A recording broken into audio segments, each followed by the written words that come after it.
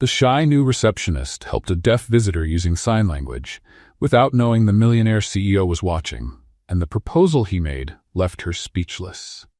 Before we begin, let us know in the comments, where are you watching from? And at the end, don't forget to rate this story from 0 to 10. Enjoy the story.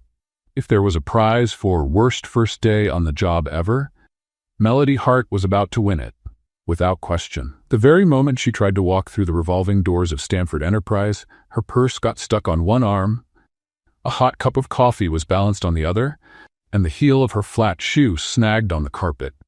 She didn't walk in. She flew in, literally shot across the lobby, sending papers, coffee, and every ounce of dignity flying in a 2-meter radius. Great.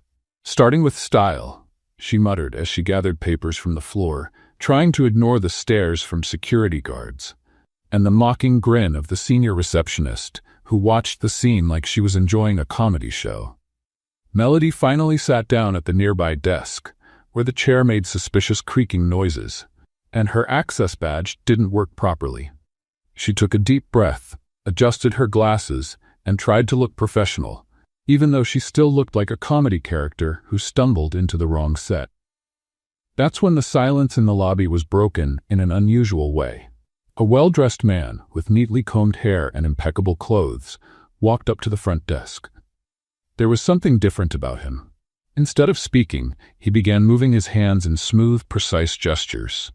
The receptionist beside her, the same one who laughed at the revolving door incident, raised an eyebrow, scoffed, and said loudly, "Sir, I don't understand what you're doing. This is a front desk, not a street mime act." The man stopped. His expressive eyes hesitated. An awkward silence filled the air. Melody was watching everything. Her heart began to race. She recognized those gestures. Her grandmother on her mother's side had been deaf, and learning sign language had been their most fun and loving way of talking. It had been years since she practiced, but her fingers remembered. Before the man could walk away, Melody stood up. She walked toward him, nervous but determined, and then she signed, "Hello, sir. Can I help you?" The man's face changed like someone had turned on a light inside him. A smile formed on his lips. His eyes shined with gratitude. He responded quickly, and Melody translated aloud for the receptionist, who was now turning red with embarrassment. "He has a meeting with the partnerships department. He's a bit early and wanted to confirm the contact's name. I can check for him, if that's okay." The woman nodded silently. As Melody looked it up, the whole lobby was watching, including Blake Stanford. The Millionaire CEO was watching everything from the gallery near the executive elevators. Blake Stanford, a legend in the tech world. Not known for smiling or for spontaneous social interaction, but in that moment, when no one was looking, his lips curved just slightly. For the first time in months, he smiled. As Melody returned to her desk, still a little flushed, she had no idea she had just lived a moment that would change the course of her life. On the executive floor, back in his minimalist office, Blake leaned back in his chair and turned toward the giant window overlooking Manhattan. "Will," he said calmly, still looking out at the city below, "I want a full report on the new receptionist. Name, education, background, everything." The assistant hesitated. "Everything, sir?" Blake laced his fingers together. "Everything, including where she learned sign language." The second day at Stanford Enterprise began with Melody making a promise to herself. No tripping, no flying through revolving doors, no becoming the company's circus act in the lobby. "Today I'll be the model employee," she whispered, adjusting the cheap blazer she had bought just to look more professional. "I'll be invisible, competent, and most importantly, stay on my feet." The promise lasted exactly 3 hours and 42 minutes. It all started when the coffee machine at reception decided to go on strike. The senior receptionist, whom Melody had now learned was named Sandra, grunted in frustration. "This piece of junk broke again. I'll have to go all the way up to the 10th floor to get decent coffee." Melody, in a desperate attempt to be helpful and maybe win a smile from the always grumpy coworker, volunteered. "I can go. I'm pretty familiar with elevators." "Well, not exactly, but learning is part of the job, right?" Sandra looked at her like she had offered to do ballet on the roof. "You? On the executive floor? Sweetheart, that world up there, people cost more than my car." Good thing my car only cost $50 at the junkyard, Melody laughed. I won't be embarrassing myself in front of anyone important. 15 minutes later, she was riding the executive elevator, holding a tray with 4 cups of coffee, trying not to spill anything as the elevator rose smoothly. She was even feeling confident, like, look at me.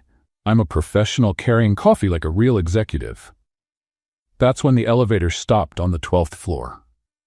The doors opened, and in walked a tall man, wearing a perfect suit, with dark hair neatly combed and a posture that silently said, I have more money in my wallet than you make in a year.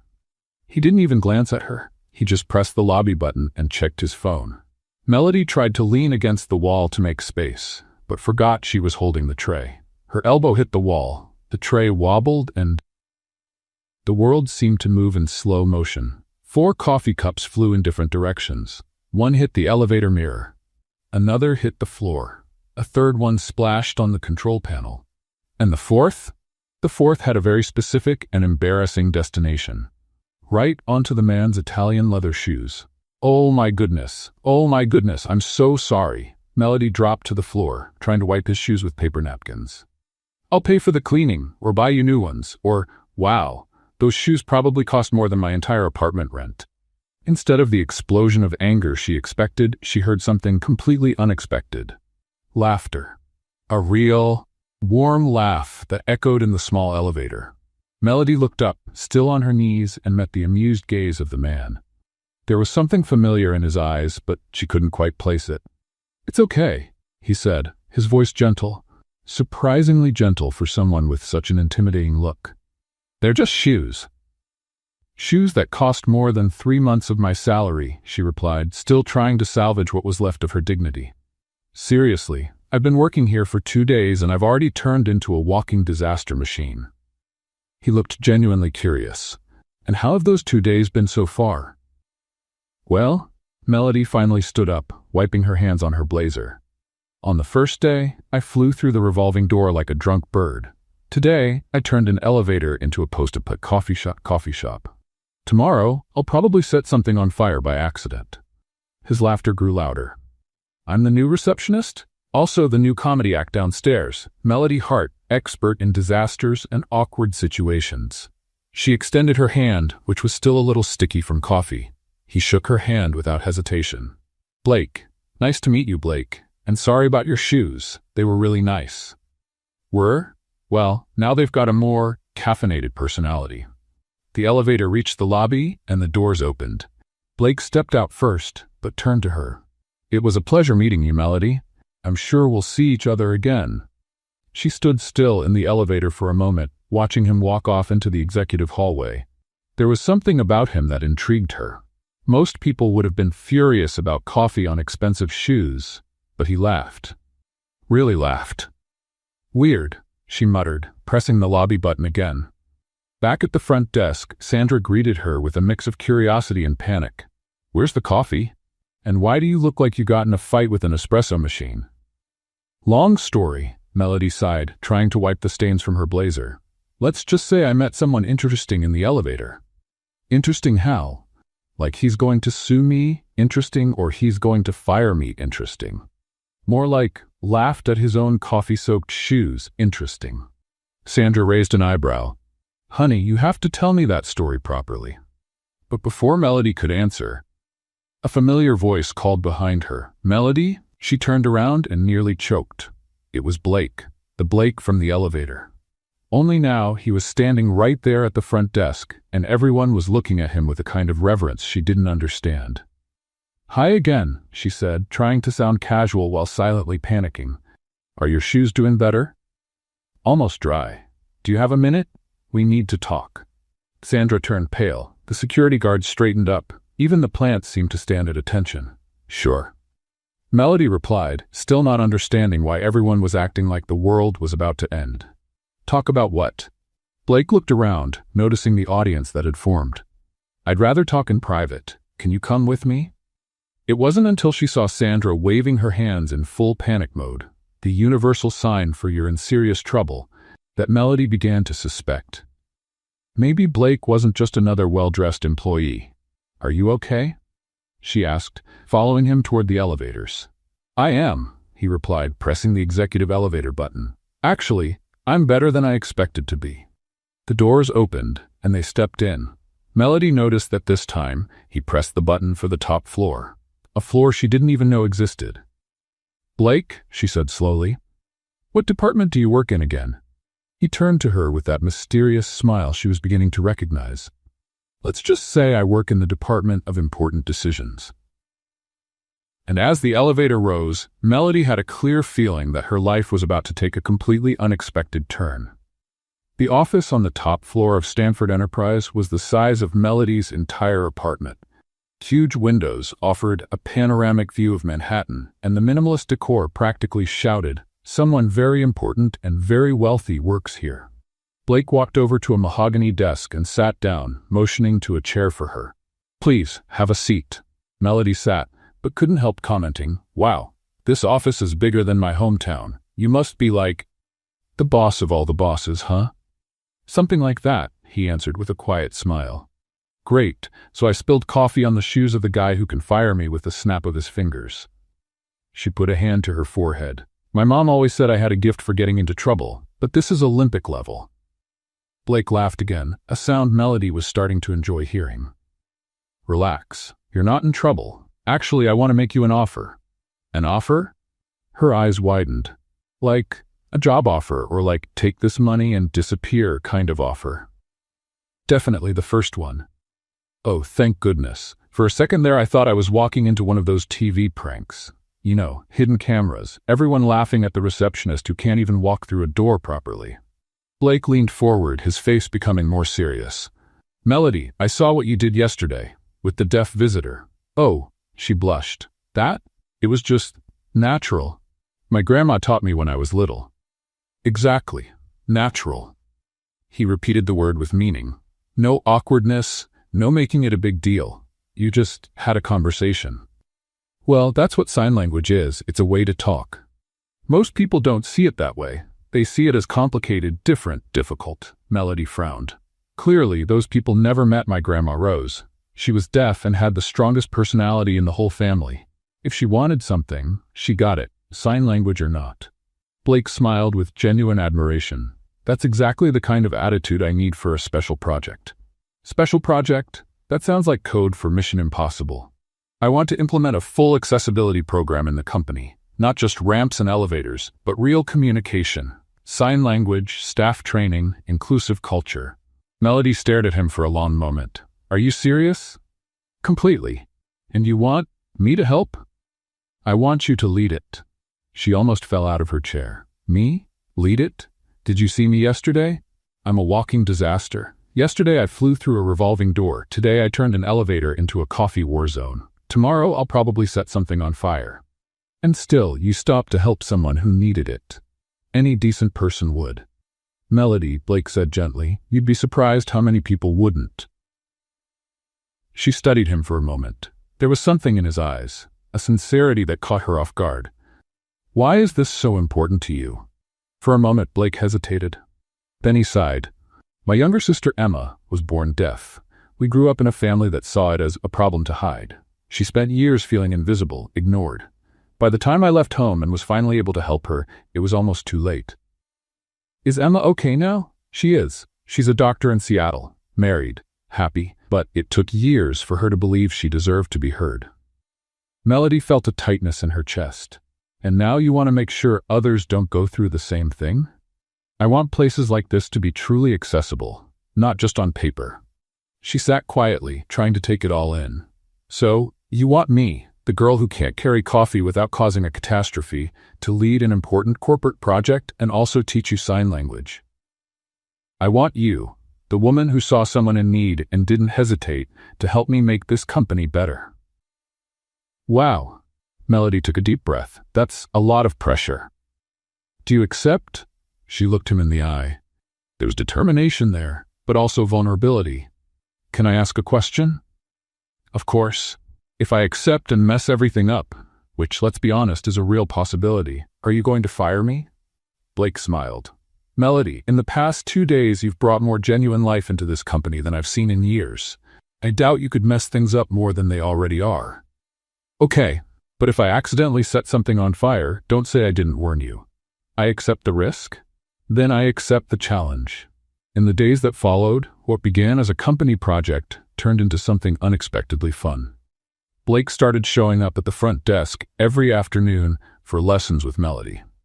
"All right, first lesson," she said, sitting on the edge of the desk. "You need to stop making that pain face when you try to sign." "I'm not making a pain face. You look like you're solving a complicated math problem with your fingers." Blake tried the sign for thank you again. But the movements were stiff, formal. "See? There it is again. The pain face. So how am I supposed to look then?" "Natural, like when you laugh at my clumsy moments." "You want me to look cheerful while signing?" "I want you to look human." He laughed, and when he tried again, the sign was much smoother. "Better." Melody clapped. "Now you look like you're actually saying thank you, not acting out a mime routine." "And now I'll teach you how to walk into a meeting without tripping." Blake said, "Oh, that's easy. The secret is never wear heels and always know where the nearest exit is." Melody, all right. Step 1, look straight ahead, not at your feet." Blake said. "That's hard." "It's very easy," Blake replied with a smile. "For you, maybe. For me, looking at my feet has always felt like the safer choice." They began walking down the hallway. Blake watched her, trying not to laugh as she exaggerated every step. "Step 2, walk like you belong here." "And how does someone walk like they belong here?" "Well, the way you normally walk. I normally walk into things, then walk like I do. You walk like you own the place." Blake stopped and looked at her. "Melody." "What? I do own the place." She blinked a few times. "I'm sorry, what?" "Stanford Enterprise. My last name is Stanford." Melody stood frozen in the middle of the hallway, processing what she just heard. "Are you telling me I spilled coffee on the shoes of the billionaire CEO of the company?" "Technically, yes." "And then I called those shoes expensive?" "Also yes. And now I'm giving sign language lessons to the man who literally owns the building we're standing in." "That's how it appears." Melody covered her face with her hands. "My mom is going to faint when she hears about this." "Why?" "You're doing an amazing job." "Blake," she said, taking her hands off her face, "you could buy my entire hometown and use it as decoration in your office." "Probably," he admitted, "but you can do something I can't." "What's that?" "You make people feel important. Seen." Before she could respond, a woman's voice echoed through the hallway. "Blake? Blake Stanford?" They turned around. A tall, elegant blonde woman, wearing a suit that likely cost more than Melody's car, walked toward them with a perfect smile. Blake immediately stiffened. "Eliza?" "What an incredible coincidence," she said, approaching with open arms. "I was visiting my lawyer's office on the 10th floor and thought, I wonder if my dear ex-fiancé is in the building." Melody felt a strange twinge in her stomach at the words ex-fiancé. "Eliza, this is Melody. She's working with me on a special project."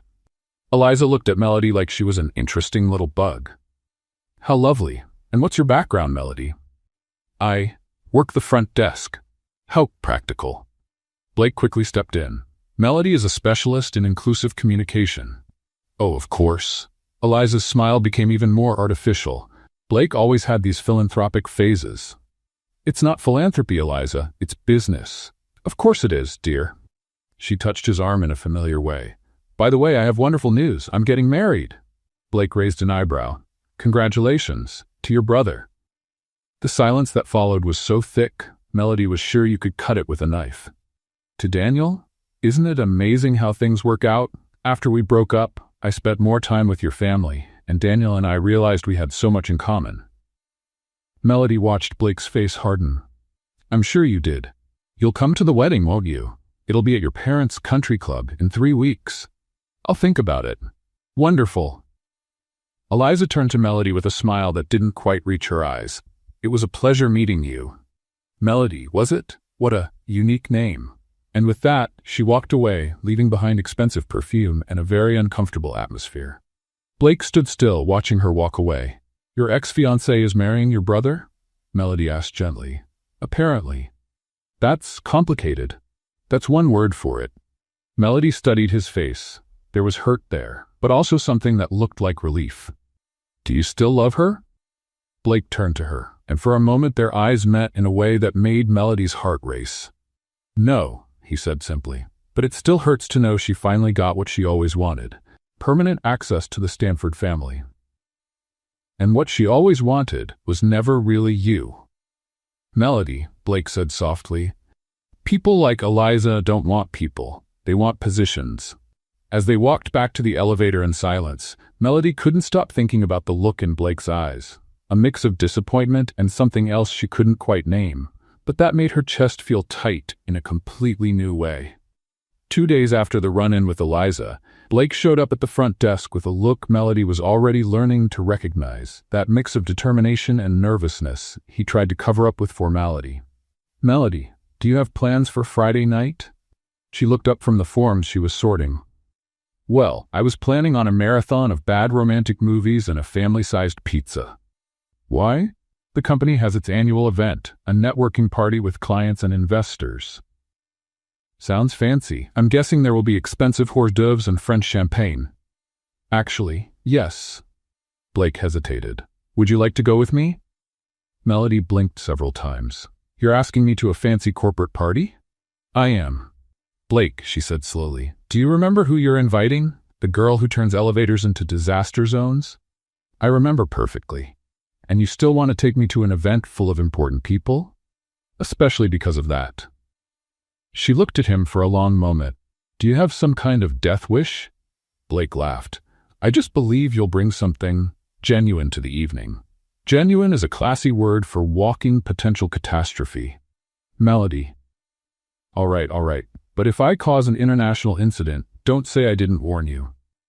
On Friday night, Melody stood in front of the bathroom mirror in her tiny apartment, staring at the navy blue dress she had rented specifically for the occasion. "Okay, Melody," she murmured to her reflection. "You can do this. It's just a party. Normal people go to parties all the time without causing disasters." She slipped on the high heels she borrowed from her neighbor, and immediately felt like she was walking on stilts. "This is going to end badly," she sighed, swapping the heels for the cleanest pair of sneakers she owned. "Better to look relaxed than break my neck." The dress looked perfect when she left home. The problem started when she tried to get out of the taxi gracefully. The fabric caught in the door, she tugged too hard, and a 6-inch tear opened along the side of the dress. "Perfect," she muttered, tying a sweatshirt around her waist to cover the damage. "Now I look like someone who got lost on the way to the gym." Blake was waiting at the hotel entrance, looking impeccable in a black tuxedo. When he saw her approaching in sneakers and a sweatshirt tied at the waist, his expression went through several emotions before settling on amusement. "Let me guess," he said. "There was an incident." "The dress decided it didn't want to go to the party," she explained. "Apparently it had other plans." "You look lovely." "Blake, I'm wearing sneakers to a black tie event." "And you look perfect just like that." Before she could argue, he offered his arm. "Shall we? I'd like to introduce you to a few people." The ballroom was full of well-dressed guests, quiet conversations, and the kind of sophisticated atmosphere that made Melody feel like she had walked into the wrong place. "Relax," Blake whispered in her ear. "They don't bite." "Are you sure? That woman over there looks like she's sizing me up for dinner." 5 minutes later, the first disaster happened. A middle-aged Asian man approached, and Melody, nervous and trying to be helpful, asked, "Excuse me, are you the DJ? Because I was hoping someone could play something a little more upbeat. This music is kind of funereal." Blake nearly choked on his champagne. "Melody," he said once he could speak again, "this is Hiroshi Tanaka, our main Japanese investor." Melody's face turned the same shade as the wine she was serving. Oh no, Mr. Tanaka, I'm so sorry. I thought the tux and you were near the sound equipment." To everyone's surprise, Hiroshi began to laugh. "The music really is a little too somber," he said in perfect English. "Maybe you should give the real DJ a few suggestions." The second disaster happened 10 minutes later, when Melody decided to try the fancy hors d'oeuvres. "What is this thing?" she asked, holding something that looked like a tiny stuffed croissant. "Shrimp canapé with mango sauce," Blake explained. "Oh, I love shrimp." She took a big bite and immediately started coughing, and coughing, and coughing some more. "Water," she managed to say between coughs. "Please." Blake rushed to get water, but not before half the ballroom turned to see Melody having what looked like an allergic reaction to the canapé. Breathe, she told herself. Remember how to breathe. The third and most spectacular disaster happened just as she stopped coughing and quickly turned to thank Blake for the water. The sudden movement made her bump into an elegant woman passing by with a glass of champagne. The golden liquid flew in a perfect arc and landed directly on the woman's cream-colored silk dress. Melody froze in horror when she realized who the victim was.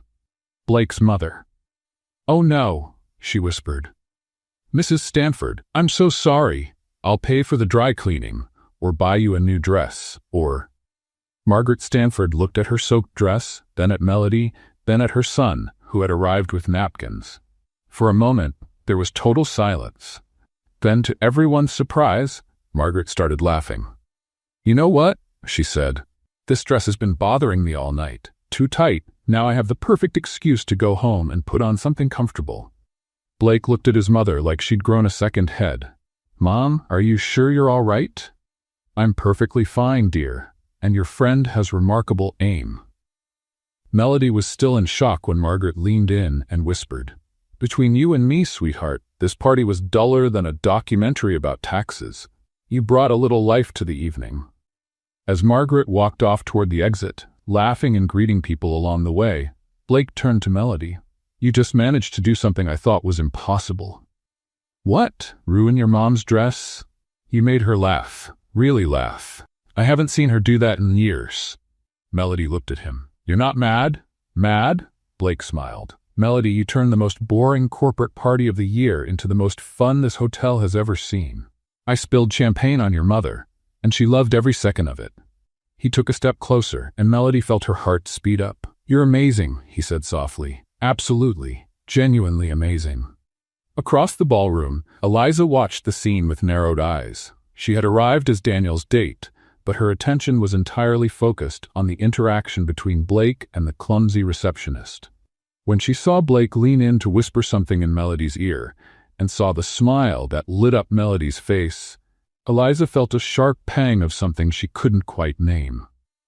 "Interesting," she murmured to herself, watching how Blake's eyes sparkled when he looked at Melody. Daniel appeared beside her with 2 glasses of champagne. "What are you thinking about so seriously?" "About how fascinating it is when people show their true colors," she replied, never taking her eyes off Blake and Melody. "You're talking about my brother?" "Among others." Eliza kept watching, an idea beginning to take shape in her mind, an idea that could solve 2 problems at once, make sure nothing got in the way of her wedding to Daniel, and remove any distraction that might complicate her final integration into the Stanford family. The next morning, while Melody was still processing everything that had happened the night before, and wondering if she had really seen that special look in Blake's eyes, Eliza was already on the phone with Amanda Richardson, Stanford Enterprise's Director of Human Resources. "Amanda? This is Eliza Morrison. I need to talk to you about a delicate situation that could affect the company's reputation." "Of course, Eliza. What's this about?" "It's about the new receptionist." "Melody something. I've heard some concerning comments about the methods she's using to get Blake's attention." There was a pause on the other end of the line. "What kind of comments?" "Well," Eliza said, choosing her words carefully, "it seems like she's using her position to get close to him inappropriately, trying to seduce him for personal gain. You know how harmful these situations can be for the company if they become public." "I understand your concern. I'll look into it." "Thank you, Amanda. We all just want to protect Stanford Enterprise's integrity." Eliza hung up with a satisfied smile. Sometimes problems could be solved with a simple strategic conversation. Monday arrived with Melody still smiling about the events of the party. For the first time since she started working at Stanford Enterprise, she felt like she belonged. Blake had messaged her on Sunday saying he wanted to continue working on the accessibility project, and she was excited to see him again. That feeling lasted exactly until 9:47 a.m. Melody Hart, she looked up and saw a well-dressed woman in her 50s, holding a clipboard and wearing an expression that didn't promise good news. "That's me. Amanda Richardson, Human Resources. I need to speak with you. Now." Sandra, the senior receptionist, made a face that clearly meant, "You're in trouble." "Sure," Melody said, trying to sound casual. "Is there a problem with my hiring paperwork?" Not exactly. The HR meeting room was small, windowless, and had that unmistakable smell of impending trouble.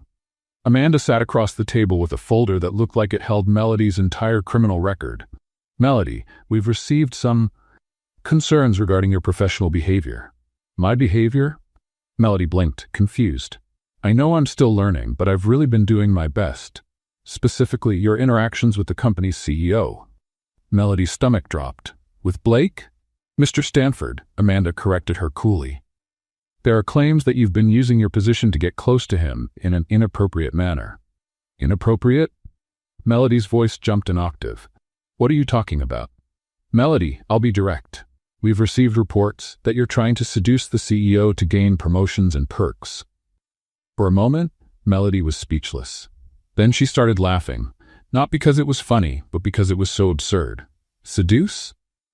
Me? Have you seen me? I'm the person who flew through the revolving door on her first day. My only seduction skill is creating awkward accidents." "This isn't a joke, Melody." "You're right, it's not." Her laughter stopped cold. "It's ridiculous. Who said this? I can't reveal the source, but it's someone reliable with legitimate concerns about the company's integrity." Melody felt a wave of suspicion. "Amanda, Blake, Mr. Stanford, asked me to help with an accessibility project. It's about work, sign language, nothing more." "And the frequent visits to the front desk? The private meetings? The party on Friday?" "Visits to discuss the project. And the party." Melody blushed. "He invited me as a colleague." "Melody, I saw you two at the party." The voice came from the doorway. Eliza stood there with a smile that didn't reach her eyes. "Eliza," Amanda said, "thank you for coming." Melody felt the room spin around her. You? You made this accusation?" "I simply shared my observations," Eliza replied smoothly. "And frankly, I wasn't the only one who noticed." "Noticed what?" "The way you look at him, how you act around him. It's quite obvious, dear." "I work with him." "And how convenient, isn't it? A regular receptionist suddenly working directly with the billionaire CEO?" The shame burned in Melody's chest like acid. "Are you suggesting that I'm not suggesting anything. I'm just concerned about the company's reputation and about Blake." "Melody," Amanda interrupted, "given the delicate nature of this situation, I think it's best to transfer you to another department, away from any direct contact with executive leadership." "You're punishing me for doing my job?" "We're protecting everyone involved." That's when the door burst open. Blake entered the room like a storm of irritation and confusion. "What's going on here?" "Blake," Eliza said, pretending to be surprised. "I didn't know you were." "Why is Melody being questioned by HR?" Amanda straightened in her chair. "Mr. Stanford, there were some concerns about—" "What concerns?" Melody stood up suddenly. "Blake, you don't have to." "Yes, I do." He turned to Amanda. "Melody is working on a project that I personally approved and oversee. Any concerns about it should have come directly to me." "The allegations were of a personal nature," Amanda said gently. "Personal?" Eliza stepped forward. "Blake, we've all seen how you interact. The special attention, the private meetings, the way she looks at you." Blake was silent for a moment that felt too long. "And what exactly is the problem with that?" The question caught everyone off guard. "Blake," Eliza said softly, "you need to consider your position, the company." "I think about my position every day," he replied coldly. "And I think about how this company treats people. Melody is an outstanding employee doing important work." "No one's questioning her work," Amanda said quickly. "Just her motivations." Melody couldn't take it anymore. The humiliation, the suggestion that she was some kind of opportunist, and Blake having to defend her like she was a child. "Enough," she said quietly. Everyone turned toward her. "Enough," she said again louder. "You want to know the truth? The truth is I'm a clumsy receptionist who spilled coffee on the CEO's shoes. The truth is he was kind enough not to fire me and even gave me a chance to work on something important." She looked directly at Eliza. "And if you think I have some master plan to seduce anyone, you clearly don't know me. My only talent is causing embarrassing accidents." Blake took a step toward her. "Melody." "No, Blake. Thank you for trying to defend me, but I don't need that." She turned to Amanda. "Keep your transfer. I'm resigning." The silence in the room was deafening. "Melody, it doesn't have to be this way," Blake said, and there was something in his voice she hadn't heard before. "Yes, it does." She picked up her bag. I don't belong in this world. Everyone knows it, including me. That's not true. Blake, she said gently, thank you for everything. Really? But some things just aren't meant for some people. And she left the room before anyone could say another word. Blake stood there, staring at the door she had just walked through. Well, Eliza said, breaking the silence, at least now there are no more complications. Blake turned to her with an expression that made Eliza take a step back. Eliza, if you think you did anyone a favor, you're very wrong. And he walked out, leaving Amanda and Eliza alone with the weight of what had just happened. Melody was down in the lobby, gathering her things from the front desk, when Sandra walked over. Honey, are you sure about this? I am, Melody replied, trying not to cry. It was fun while it lasted. You going to be okay? I always am. That's when she heard footsteps approaching. She turned and saw Lucas, the deaf visitor she had helped on her first day. He was smiling and holding a colorful brochure. Lucas. What a surprise, Melody signed. He signed back. I was hoping to find you. I wanted to invite you to an event my nonprofit is hosting this weekend. A corporate accessibility program. Would you be interested? Melody looked at the brochure, then at his hopeful face. Why not? She had nothing to lose. You know what, Lucas? I'd love to. As she walked out through the revolving door, this time without tripping, Melody looked up and saw Blake standing in the upstairs gallery, watching her leave with an expression that held frustration, confusion, and something he was still learning to recognize. Something that looked a lot like a broken heart. The weekend came faster than Melody expected. After 3 days at home, watching bad movies and eating a questionable amount of ice cream, she decided it was time to stop feeling sorry for herself and do something productive. At least I have somewhere to go, she murmured as she got ready for Lucas's nonprofit event. And maybe I'll meet normal people who don't think I'm some kind of schemer. Her friend Kaylee called while she was deciding between two equally simple dresses. Melody, how are you? I heard at the office that you left the company. Kaylee worked in the marketing department at Stanford Enterprise and had been one of the few people who was kind to Melody from day one. Oh, Kaylee, let's just say I learned I'm not exactly cut out for corporate life. That's nonsense. You know everyone liked you, right? Even Sandra at the front desk said she misses you. Sandra said that? Well, she said the temp they brought in is less fun than a funeral. From Sandra, that's basically a love letter. Melody laughed for the first time in days. Thanks, Kay. I needed that. So what are you going to do now? For now, I'm going to an accessibility event. After that, well, I'll figure it out. You're going to be okay, Mel. I know it. The nonprofit event was being held at a community center in Brooklyn.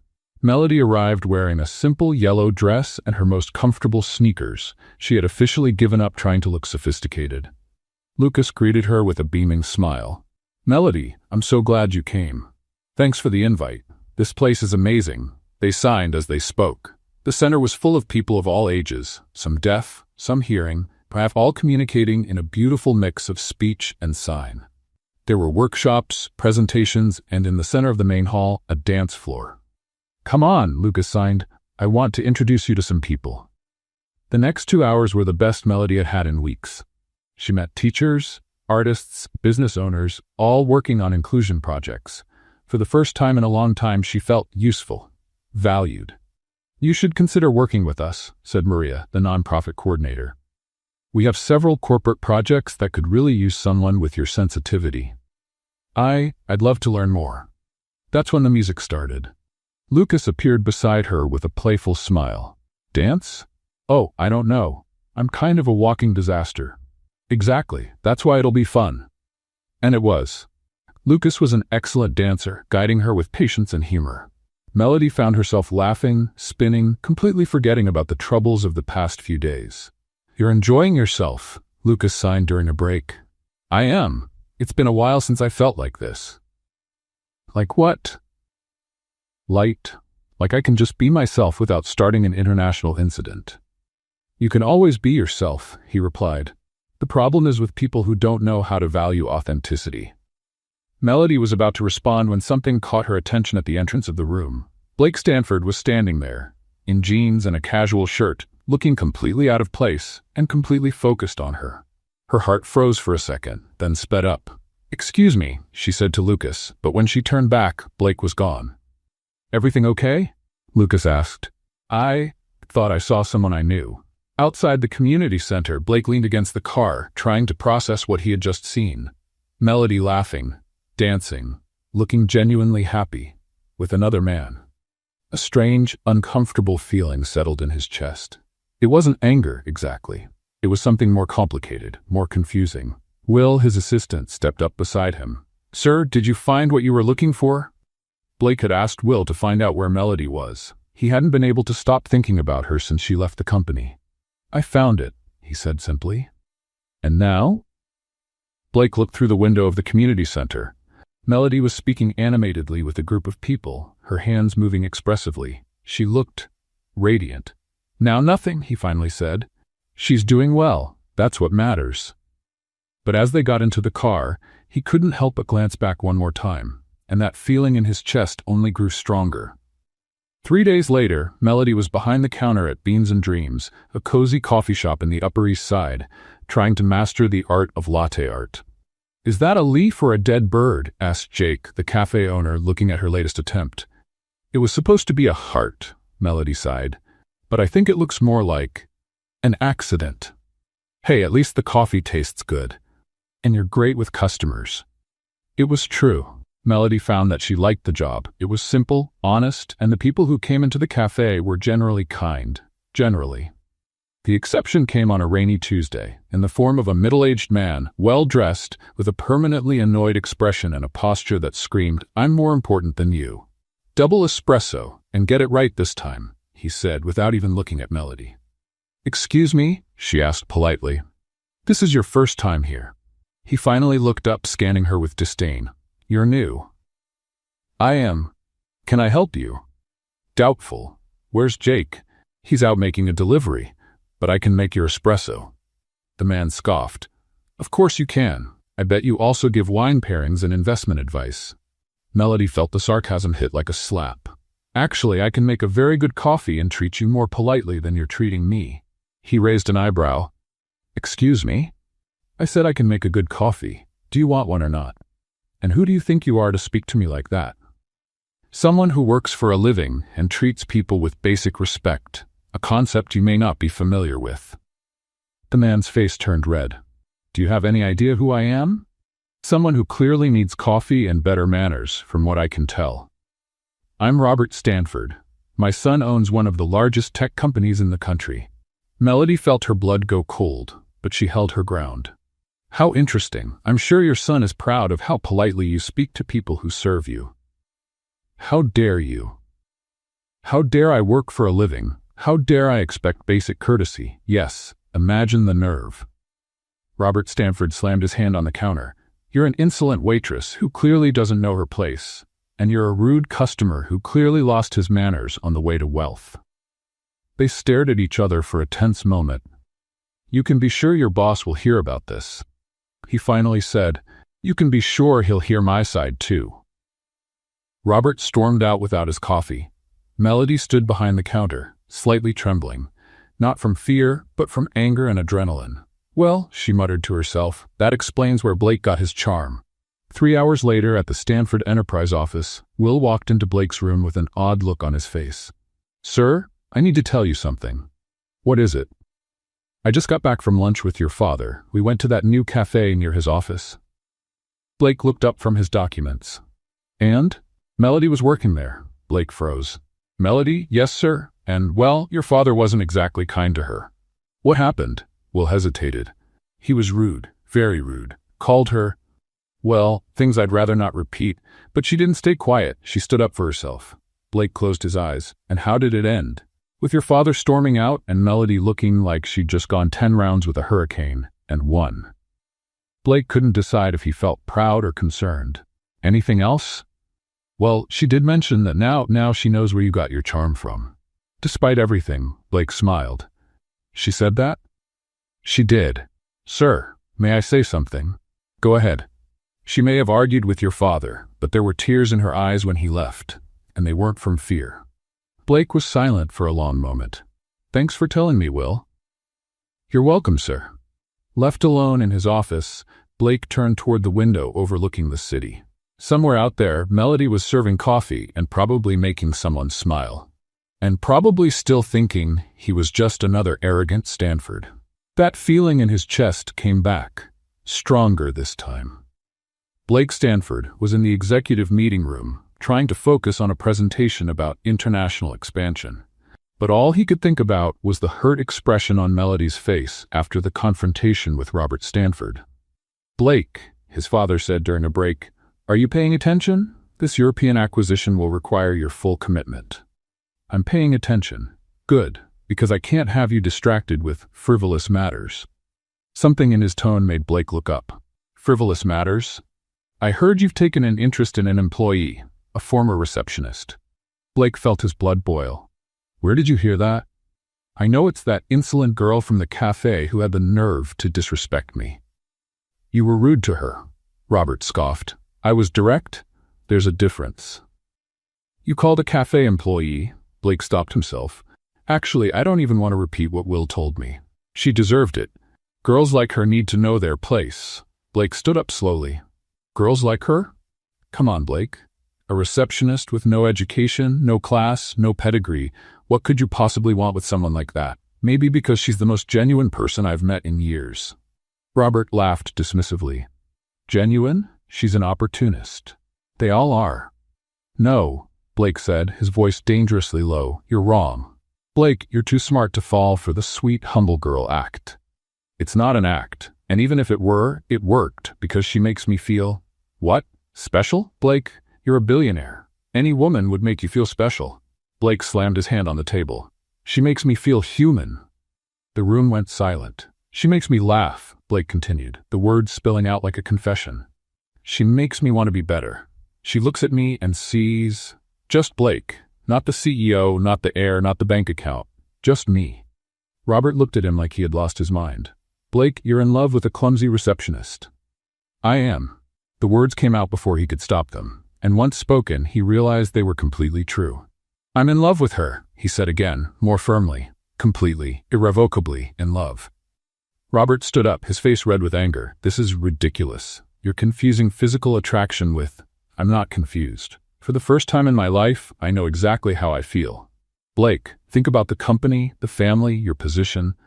I need to think about my happiness." "Your happiness?" Robert laughed bitterly. "You think girls like that bring happiness?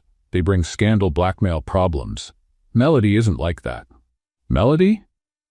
The name came out of his mouth with such contempt that Blake stepped forward, his tone darkening. "Be careful." "Or what? You'll choose a coffee shop waitress over your own family?" "If I have to." Robert stared at him for a long moment, then grabbed his jacket. "This conversation isn't over, Blake." "It is for me."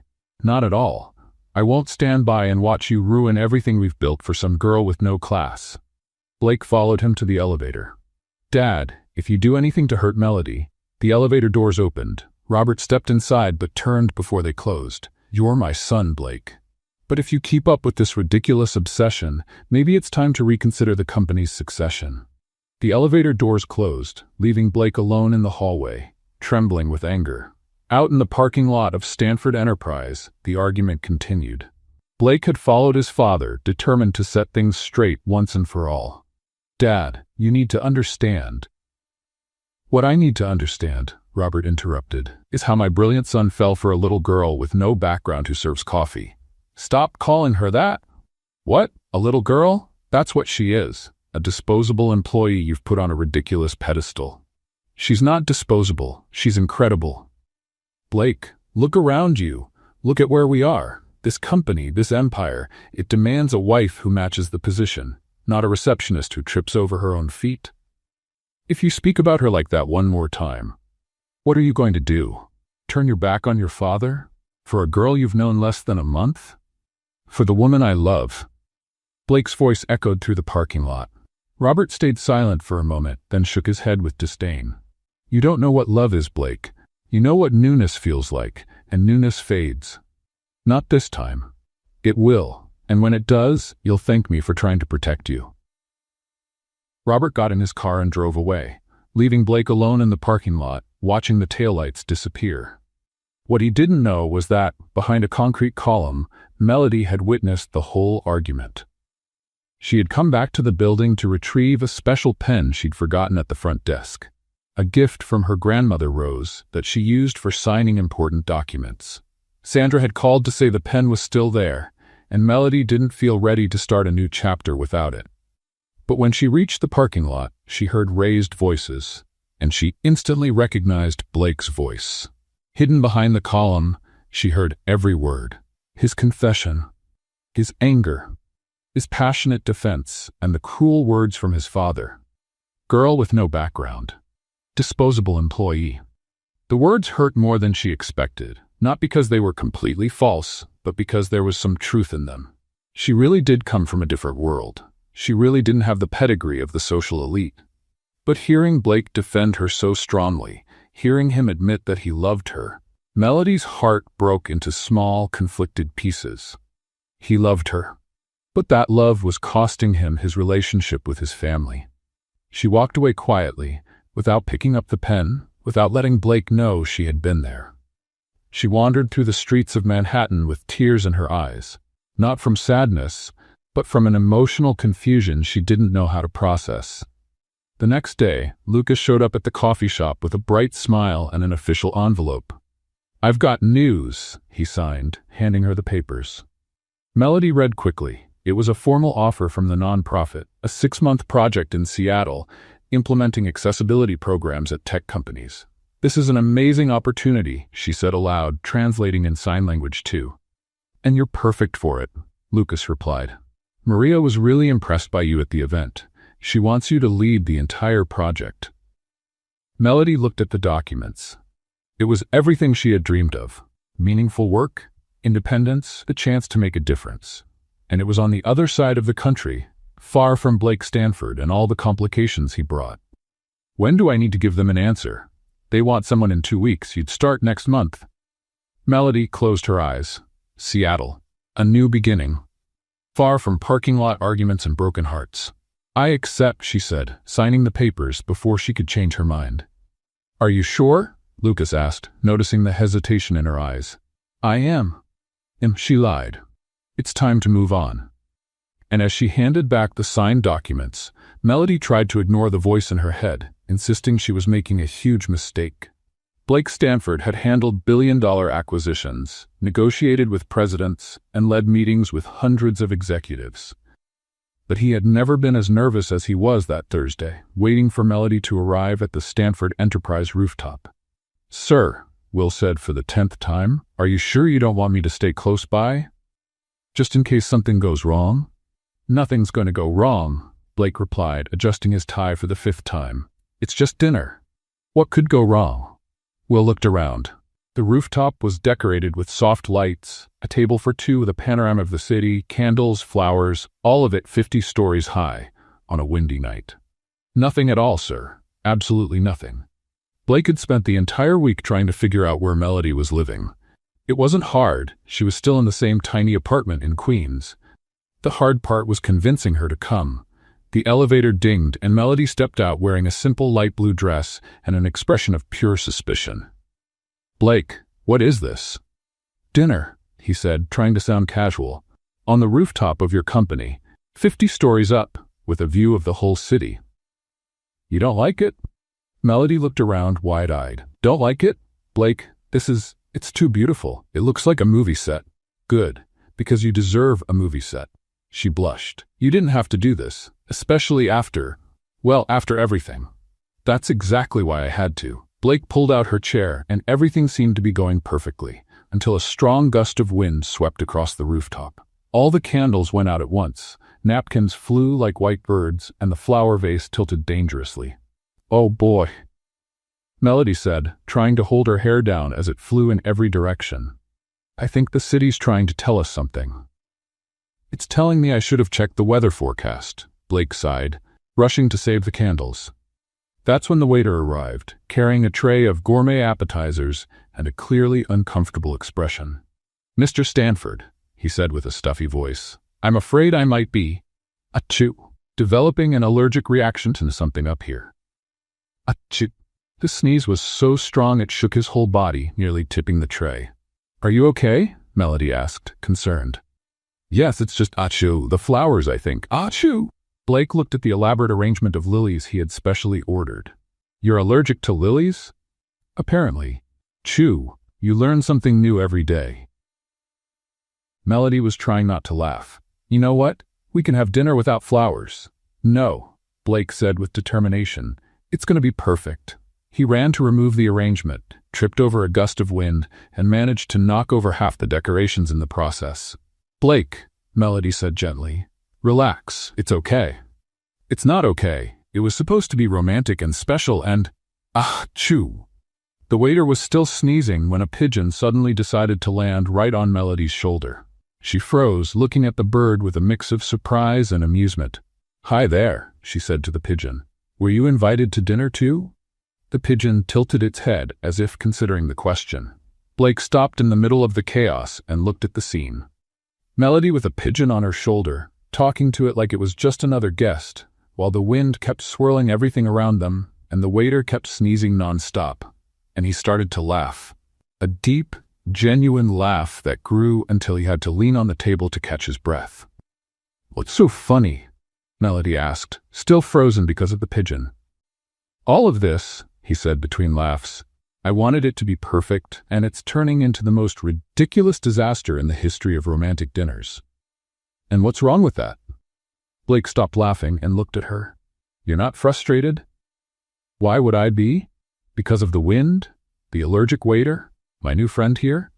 She gently petted the pigeon, who seemed to enjoy it.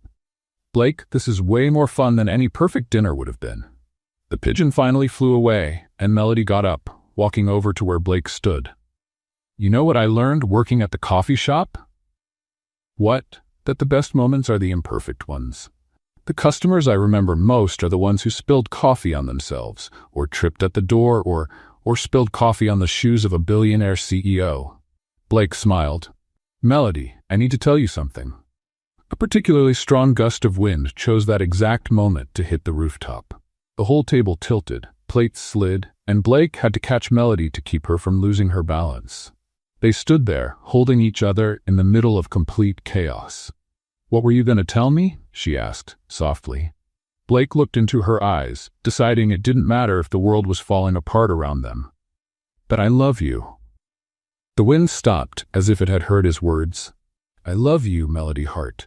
I love how you turn disasters into adventures. I love how you make everyone feel important. I love how you make me laugh, even when everything's going wrong." Melody stayed quiet for a long moment. "Blake, I know we come from different worlds. I know my family's complicated. I know we don't seem like the obvious match, but—" She interrupted him with a kiss. It started out gentle, hesitant, as if she were checking if it was real. Then it deepened, and Blake felt like the world had finally fallen into place. When they pulled apart, Melody's eyes were shining. "I love you too," she whispered. "Even though it's a terrible idea." "Why terrible?" "Because we're from different worlds. Because your family hates me. Because I still trip on revolving doors. And that's exactly why it works." They spent the night on the rooftop, talking, laughing, sharing the dessert that had survived the chaos. Blake talked about the pressure of being the heir, how he felt trapped by expectations. Melody spoke about growing up without money but with plenty of love, about Grandma Rose who taught her that language doesn't need words. When the sun started to rise over Manhattan, they were lying on the couch in Blake's office, her nestled in his arms. "Melody," Blake murmured into her hair. "Huh?" "Thank you." "For what?"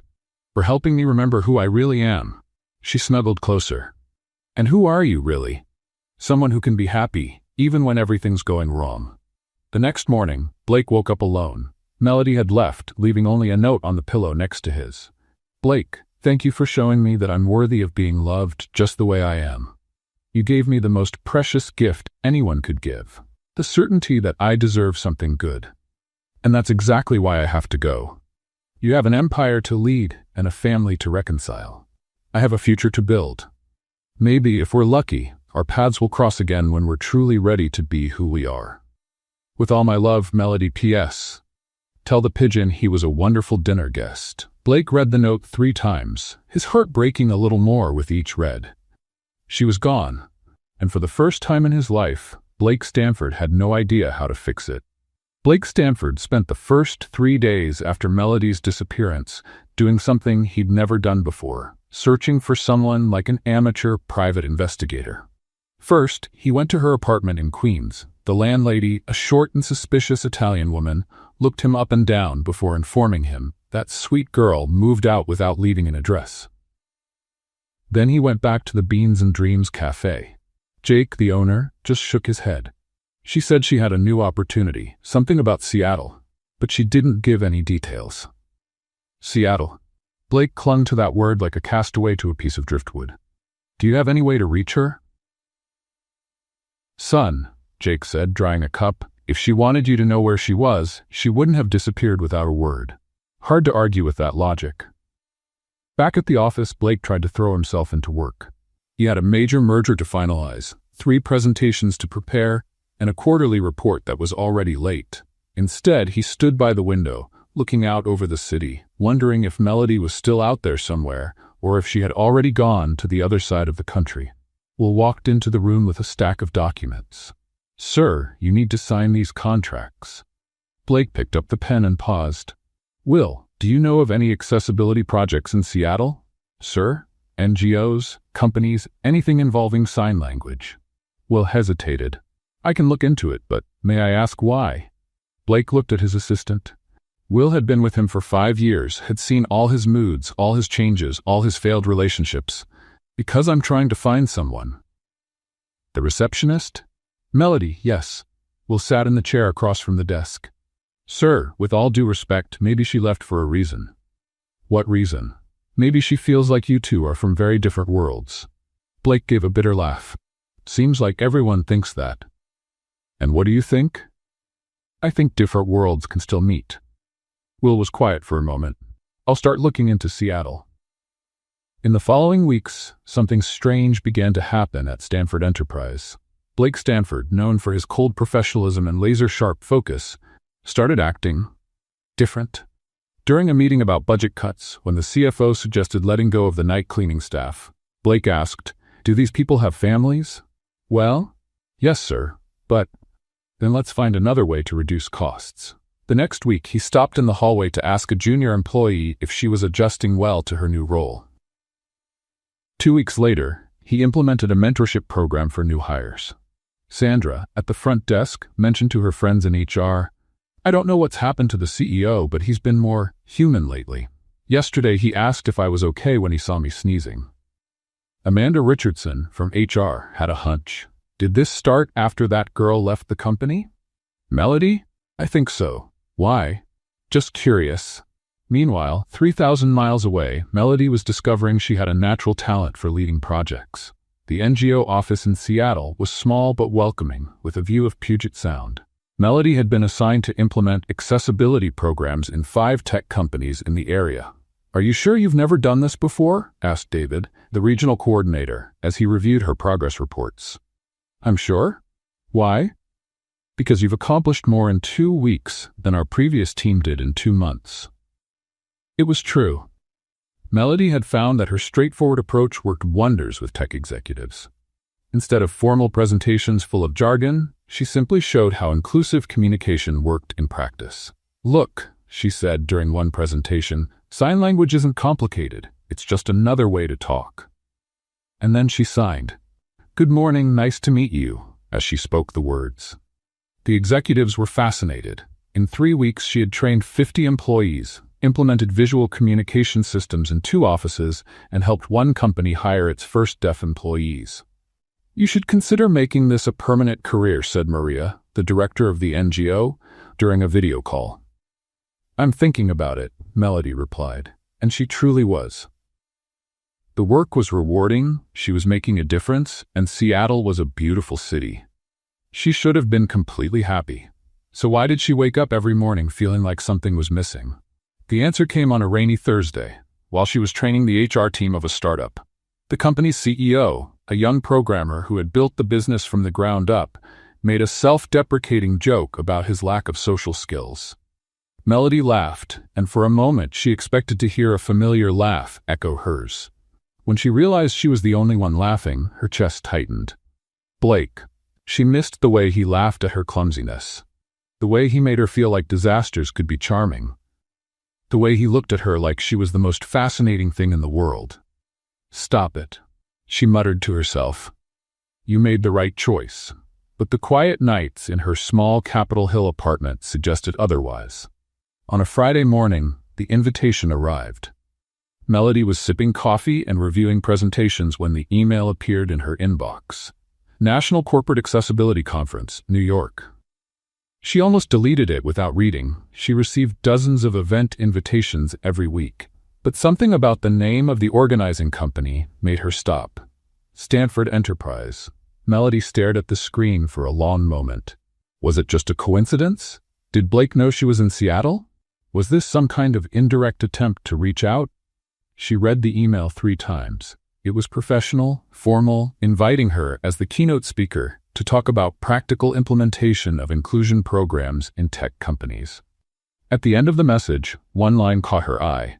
The conference will feature an opening speech by CEO Blake Stanford, titled "The Future of Inclusive Communication in the Corporate World." Melody closed the laptop. She couldn't go.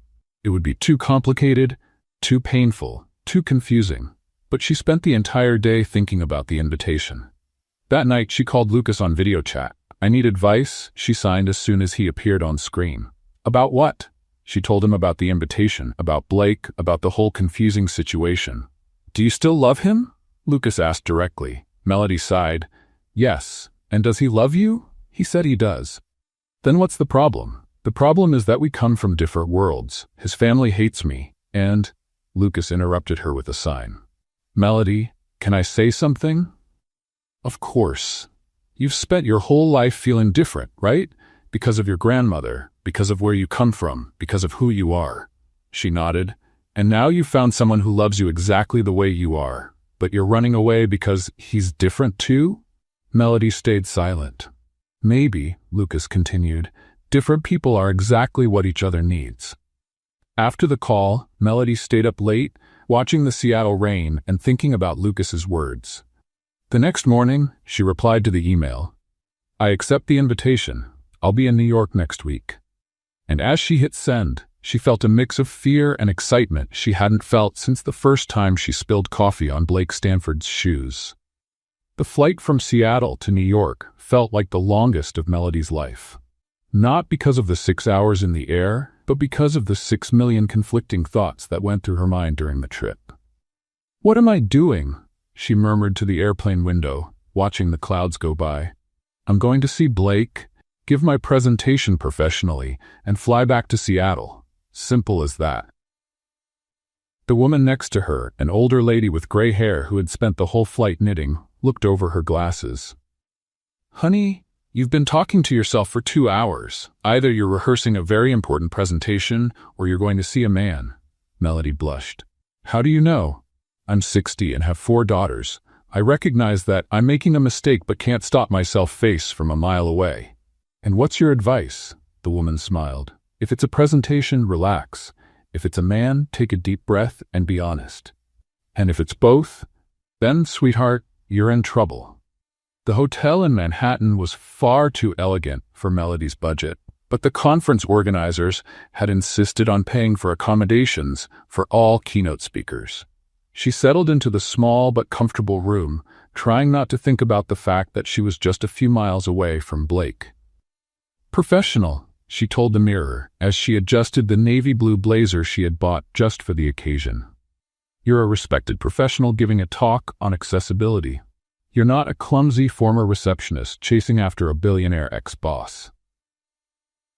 The conference auditorium was in the convention center, a modern, impressive building that made Melody feel small the moment she walked in. There were hundreds of people, executives, consultants, advocates, all talking in groups about corporate inclusion and best practices. Melody checked the schedule. Her talk was set for 2 in the afternoon. Blake's opening speech was at 10 in the morning. "I can avoid him completely," she thought. "I'll come in after he finishes, give my talk, and leave before anything awkward happens." That plan lasted until she heard a familiar voice echo through the auditorium's sound system. "Good morning. My name is Blake Stanford, and I want to talk to you about how a receptionist completely changed my perspective on communication." Melody stopped in the middle of the hallway, as if she had just been punched in the stomach. She couldn't help it. She quietly stepped into the back of the auditorium, hiding behind a group of people to watch.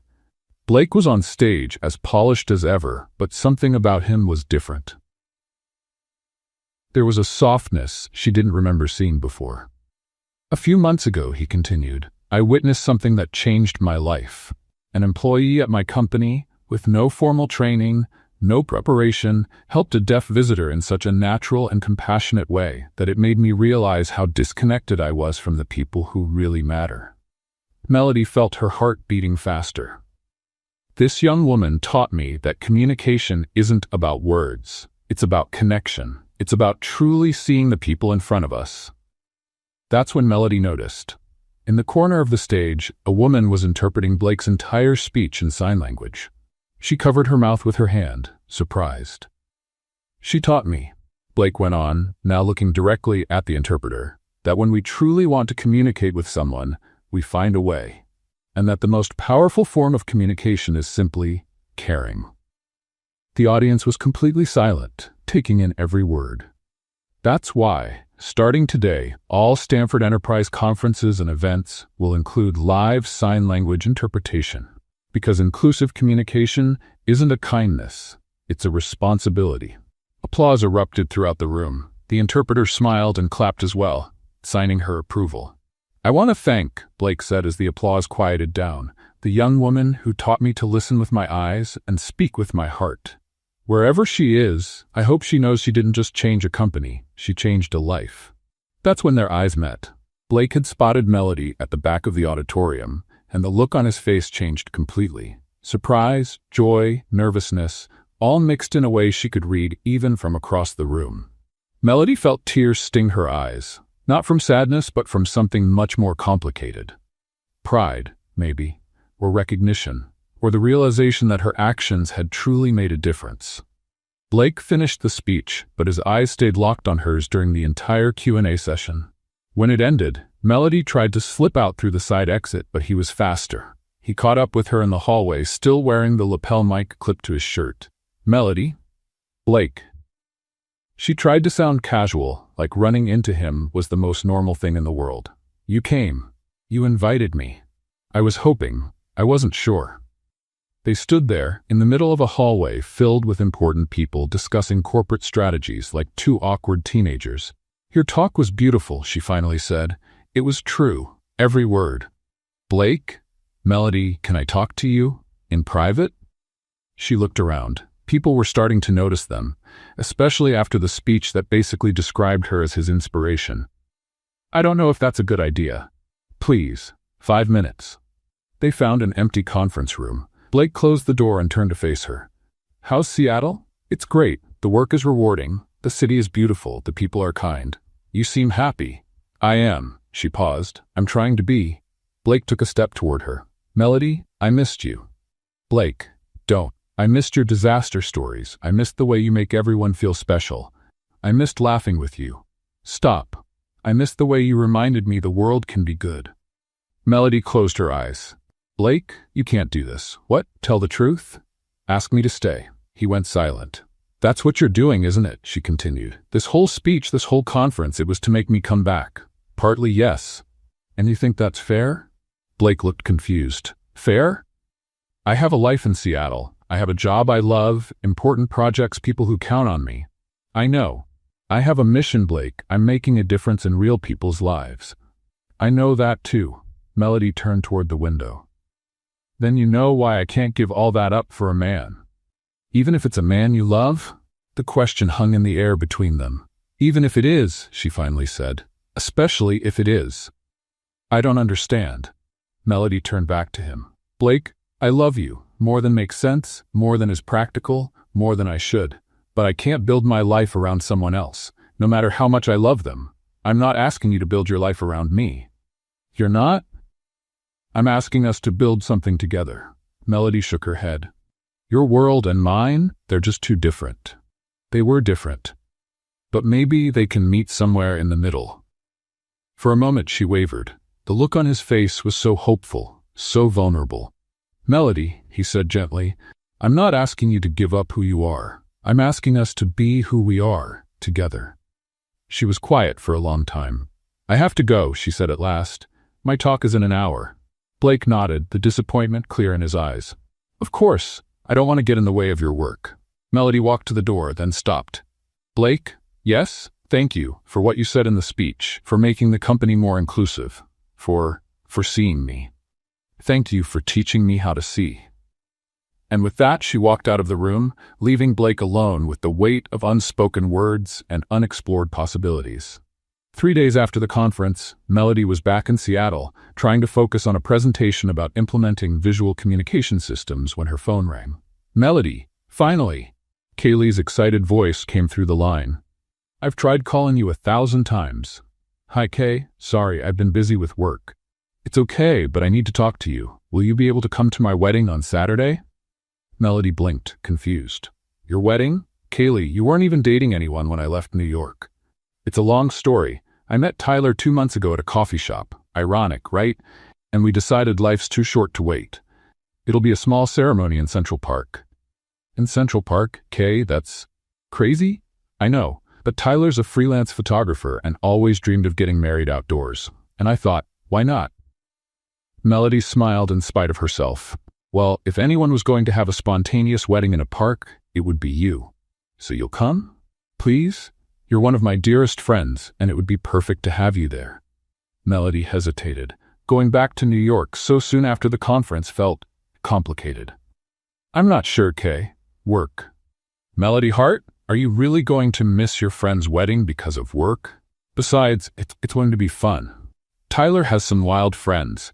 There'll be music, food, and probably a few hilarious disasters. When you put it that way, how can I say no?" "Great. I'll send you the details by email.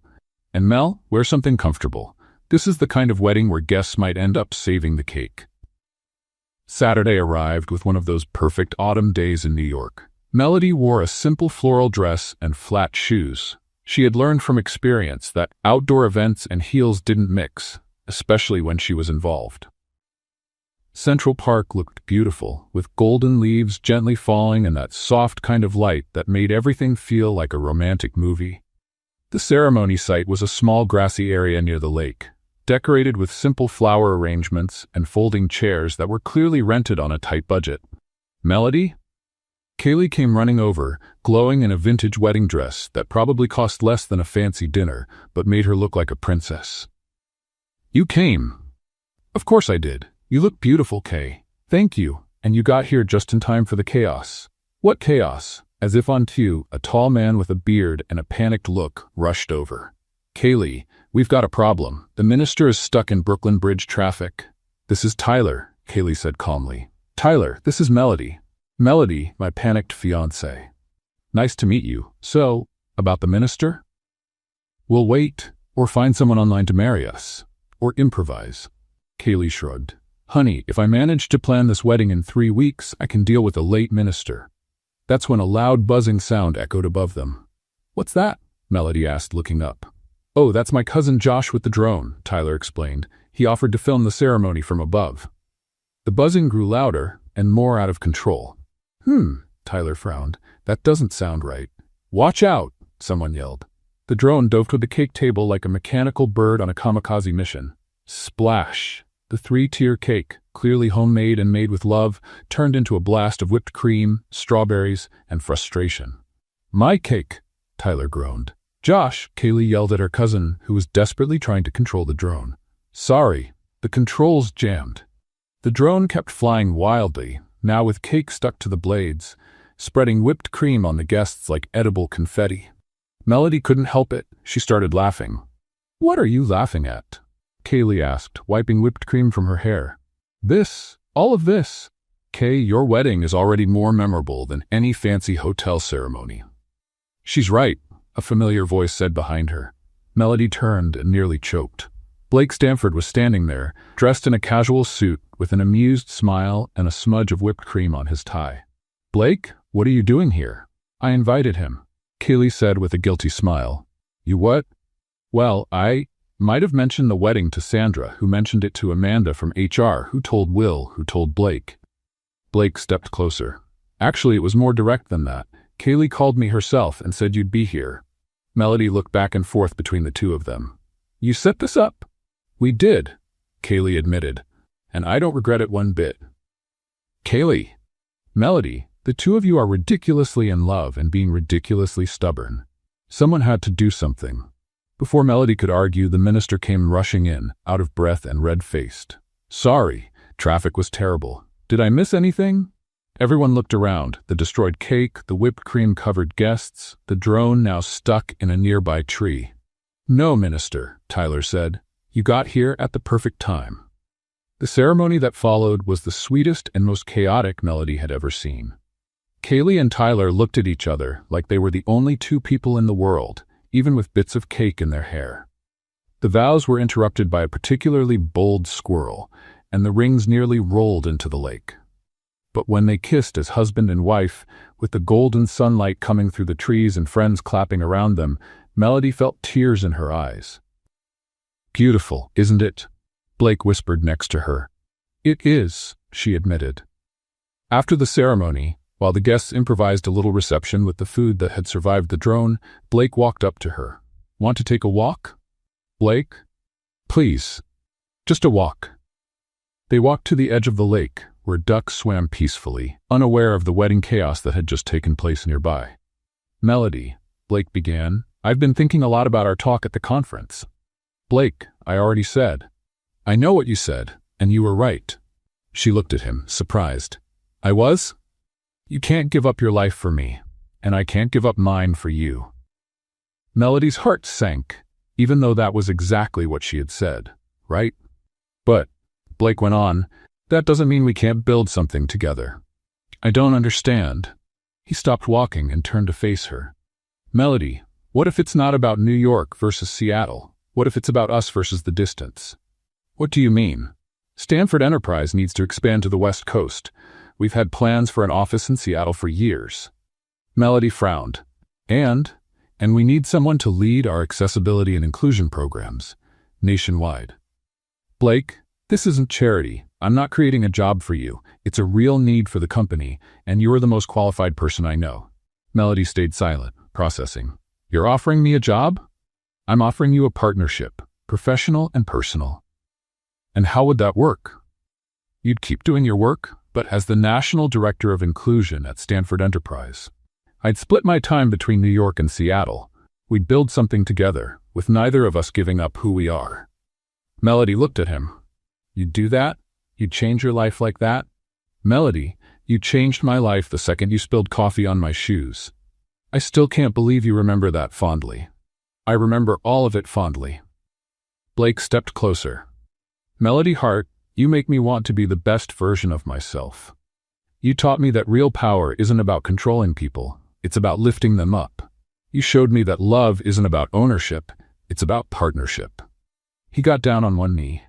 What? She whispered. Melody, he said, pulling a small box from his pocket. Would you do me the honor of building a life together? Of being my partner in everything? Of marrying me? Melody looked at the ring, simple, elegant, perfect, and then at Blake, kneeling on the grass in Central Park, with wedding cake still on his tie and love in his eyes. Blake Stanford, she said, her voice trembling, you're proposing to me in a public park after the most chaotic wedding in history. I am. With whipped cream on your suit. I am. And expecting me to say yes. Blake smiled. I'm hoping you will. Melody knelt too, so they were eye to eye. Yes, she said. Yes to all of it. To the partnership, to the love, to building something amazing together. And there, by the lake in Central Park, with ducks as their witnesses and the distant echoes of laughter, Blake slid the ring on Melody's finger and she kissed him like it was both the first and the last time. When they pulled apart, they were both laughing and crying at the same time. I knew you'd say yes, Blake whispered against her forehead. How did you know? Because we're the kind of people who turn disasters into adventures. And because you're stubborn enough to set up ambushes at weddings. That too. And as the sun set over New York, painting the sky in gold and pink, Melody finally understood that sometimes the best stories begin with accidents and end with choices. 1 year later, on a sunny September morning, Melody Hart Stanford stood in front of the hotel room mirror, adjusting her veil for the 10th time and trying not to think of all the ways she could trip walking down the aisle. "Breathe, dear," said Rose, her grandmother, who at 82 had insisted on traveling from Ohio to New York to see her granddaughter get married. "You're more nervous now than when you were a child learning to sign." "That's because back then, the worst I could do was spill a glass of water," Melody replied, speaking and signing at the same time, as it had become natural for her. "Now I might knock over an entire altar." Rose laughed, her voice blending with the expressive gestures Melody had known all her life.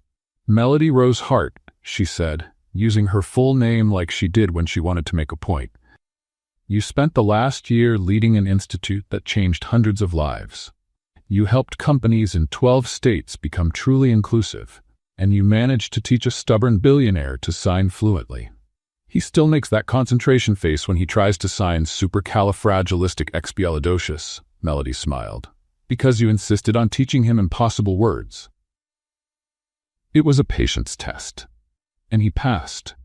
A knock at the door interrupted them. Kaylee appeared, glowing in her role as maid of honor, holding a bouquet. "Showtime, bride." The garden at the Stanford Country Club had been transformed into a magical space. Chairs arranged in a semicircle around a simple, elegant floral altar, exactly how Melody had asked. But what made her smile most was the presence of 2 sign language interpreters, placed carefully so that all the guests, deaf and hearing, could follow every moment of the ceremony. "Ready?" asked Daniel, Blake's brother, who had offered to walk her down the aisle when he learned Melody's father had passed away years ago. "Ready," she lied, holding his arm. The music began, an instrumental version of At Last that Blake had chosen because, as he said, it perfectly described how he felt about finding her. Melody started walking, and her attention immediately went to Blake, standing at the altar with a smile that could light up all of Manhattan. Beside him was Will, serving as best man, and she could see Lucas in the front row, signing beautiful over and over with a glowing smile. Next to Lucas was a dark-haired woman Melody knew was Hannah, his new fiancée. They had met during an inclusive art project in Brooklyn. But it was when she saw Robert Stanford in the second row that Melody almost stumbled. Blake's father was there, wearing an expression she had never seen before. Not exactly warm, but respectful. He gave a small nod when their eyes met, and Melody was so surprised she nearly forgot to keep walking. "Focus on the groom," Daniel whispered. "He looks like he's about to faint from nerves." It was true. Blake, usually so composed, was clearly emotional, his eyes shining as he watched her approach. When she finally reached the altar, Daniel handed her off to Blake with a quiet whisper.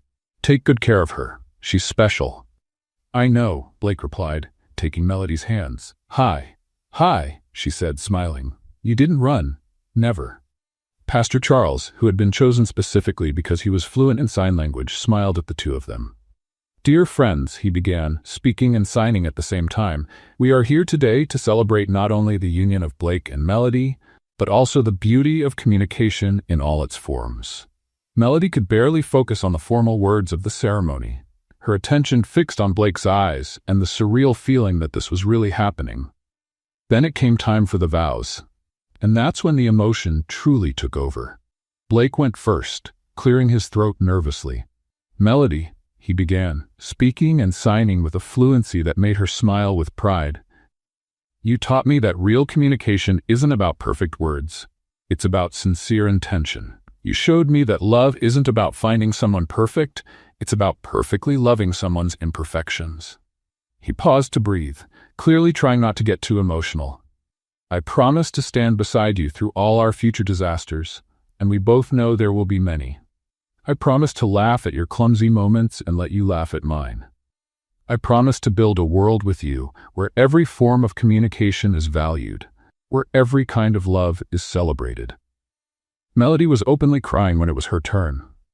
"Blake Stanford," she said, signing to Lucas and Grandma Rose as she spoke, "you accepted me just as I was from the moment I spilled coffee on your expensive shoes."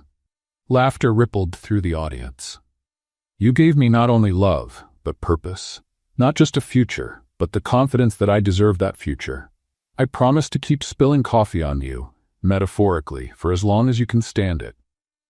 I promise to make you laugh every day, even when we're old and can't remember where we put our keys. She paused, looking directly into his eyes. And I promise that no matter where life takes us, I will always find a way to communicate with you. With words, with signs, with looks, or simply with love. When they exchanged rings, Melody noticed that Blake had something engraved inside his, signed in sign language, the word always. By the power vested in me, Pastor Charles said, I now pronounce you husband and wife. Blake, you may kiss the bride. The kiss was gentle, tender, and followed by enthusiastic applause, both spoken and visual, with many guests clapping in sign language. At the reception that followed, there were moments Melody knew she would never forget. Robert Stanford came up to her during dinner. Melody, he said formally, I owe you an apology. Mr. Stanford. Please, let me finish. I judged you unfairly. I based my opinion on foolish assumptions about social class and background. But watching my son over this past year, seeing how he has grown under your influence, I realize I was completely wrong. Melody was speechless. Blake is happier, more grounded, more himself since he met you, and the company has never been more respected or successful. You didn't just win my son's heart, you helped transform our family business. Thank you, Mr. Stanford. That means a lot. Robert, he corrected gently, and I hope we can start fresh. Later, to everyone's surprise, Eliza showed up at the reception. Melody saw her approaching and braced herself for some kind of confrontation, but Eliza looked genuinely remorseful. Melody, can I speak with you for a minute? They stepped away from the crowd. I want to apologize, Eliza said, for everything, for the gossip, the cruelty, for trying to ruin your reputation. Eliza, no, let me finish. I was jealous, not of Blake specifically, but of what you two had, the authenticity, the real connection. My marriage to Daniel is going well, but it took me a while to realize I was trying to destroy something genuine because of my own insecurity. Melody stayed silent for a moment. I appreciate the apology, and I wish you and Daniel happiness. Thank you, and congratulations. You two are perfect together. The most emotional moment of the evening came when Lucas approached the couple during the dance. Can I share some news? He signed, with Hannah smiling beside him. Of course, Melody replied. Hannah said yes. Lucas showed his engagement ring, and Melody let out a scream so loud that half the reception turned to see what was going on. When? She signed quickly. This morning. I wanted to tell you in person. Blake came over and, to Lucas's surprise, signed perfectly. Congratulations. She's perfect for you. Lucas beamed and signed back. I learned from the best how to find the right person. Later that night, when the party was winding down, Melody found herself back in the Stanford Enterprise office. Now her office, too, as director of the Inclusive Communication Institute. I can't believe we're here, she said to Blake as they walked through the empty halls. At the company? Married, happy, with jobs we love and people who support us. Blake stopped and pulled her close. Do you remember when you said people like you didn't belong in places like this? I do. You were wrong. This place was never truly complete until you got here. On Monday, Melody was in her office when Sandra at reception called. Melody, we have a situation downstairs. What kind of situation? The new receptionist, Lisa. Well, you need to come see for yourself. Melody went down and found a young Latina woman with curly hair standing in the middle of the lobby, surrounded by scattered papers and looking completely panicked. What happened? Melody asked gently. I tripped over my own purse and dropped all the important files, the girl said, nearly in tears. It's my first day and I've already messed everything up. Melody smiled, remembering another first day not too long ago. What's your name? Lisa. Lisa Martinez. Lisa, can I give you some advice? The girl nodded. Accidents happen. What matters is how we respond to them. Melody knelt down and started helping Lisa gather the papers. You know, she said as they worked, on my first day here I flew through the revolving door and landed right in the middle of the lobby. Literally. Lisa stopped picking up papers and looked at her. Really? Really? And do you know what I learned? What? That sometimes our worst moments lead to the best ones. Sometimes stumbling is just the first step in an incredible journey. Lisa gave a shy smile. And now you're the director? And now I'm married to the CEO who laughed at my disasters instead of firing me for them. When they finished organizing the papers, Melody stood up. Lisa, can I share the best piece of advice I ever received? Sure. Melody smiled, thinking of Grandma Rose, of Blake, and everyone who had helped her get there. Speak from the heart. Be genuine. Be kind. Be yourself. Because no matter how different we may be, no matter what language we speak or how we communicate, when we speak from the heart, someone will always understand. Lisa nodded, breathing a little easier. Thank you, Mrs. Stanford. You're welcome. And Lisa? Yes? Welcome to the family. As she walked back to the elevator, Melody thought about how strange and wonderful life could be. A year ago, she was the clumsy girl tripping through doors. Now she was the woman helping others find their own path. And as the elevator doors closed, the very same elevator where she had spilled coffee on the shoes of the man who was now her husband, Melody smiled at her reflection and whispered, Thank you, Grandma Rose. You were right. When we speak from the heart, someone always understands. The doors opened on her floor, and she stepped out into another day of building bridges through communication. What did you think of Melody and Blake's story? Leave your thoughts in the comments. Rate this story from 0 to 10. What score would you give it? Subscribe to the channel and click the bell to stay updated on all our stories. And don't forget to watch more touching stories by clicking right here.